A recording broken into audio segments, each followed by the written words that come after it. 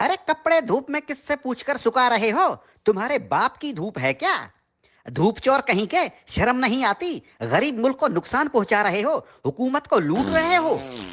अरे साहब, पूरी दुनिया के लोग कपड़े धूप पर ही सुखाते हैं, इसमें चोरी कैसी? जल्दी से अपने कपड़े उतारो। क्यों साहब, मुझे बगैर कपड़ों के देखना चाहते हो? अरे जो तार पर सुखाने के लिए लटकाए हुए हैं वो उतारो, अगर नहीं तो खर्चा पानी दो और अपनी जान छुड़ाओ। मैंने धूप चोरी करते हुए रंगे हाथों पकड़ लिया है।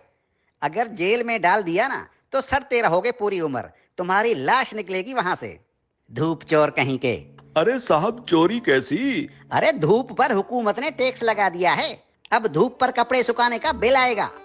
हाँ, लेकिन साहब हमने तो सुना है कि हुकूमत ने सोलर सिस्टम पर टैक्स लगाया है। अरे सोलर सिस्टम क्या पानी पर चलता है? नहीं साहब, सोलर सिस्टम तो धूप पर ही चलता है। तो टैक्स किस पर लगा? साहब सोलर सिस्टम पर। अरे धूप पर लगा ना, मुझे पागल समझ रखा है क्या?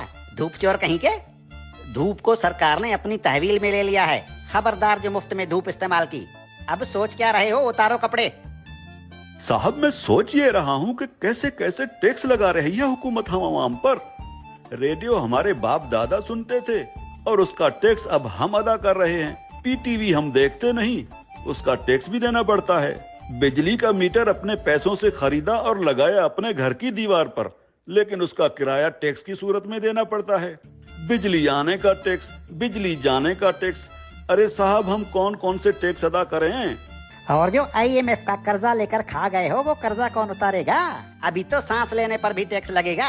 मुफ्त में ऑक्सीजन गैस इस्तेमाल कर रहे हो, अपने बाप का माल समझ रखा है क्या?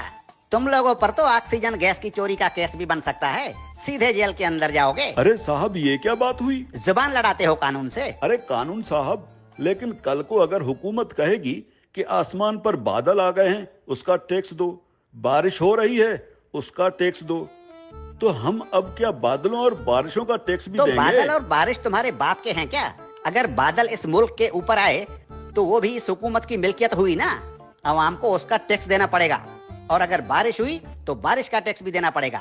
बादलों और बारिशों के बाप का मुल्क है क्या ये? हाँ? ये जो गलियों में धूल उड़ रही होती है ना, जो तुम्हारे मुंह में चली जाती है, इसका टैक्स भी देना होगा। मिट्टी मुफ्त की नहीं है, 76 सालों से मुफ्त खाए जा रहे हो। उतारो अपने कपड़े, धूप को मुफ्त का माल समझ रखा है। याद रखो, जो भी धूप का टैक्स नहीं देगा उसके घर के ऊपर सूरज निकलना बंद हो जाएगा। और हाँ, ये जो बिजली की तारों पर परिंदे बैठते हैं ना, उन्हें भी बता दो कि बिजली के तारों पर अगर बैठे तो उसका टैक्स देना होगा। सरकार परिंदों को बिजली के तारों पर बैठने का बिल भेजेगी। हाँ? टट्टी करने कितने बार जाते हो? बस एक बार जाता हूँ, और अगर पेट खराब हो तो कभी कभी 3-4 बार भी जाना पड़ता है। अपना पेट किसी अच्छे मिस्त्री से बनवा लो। अगर दिन में टट्टी एक बार से ज्यादा आई तो उस पर भी टैक्स लगेगा।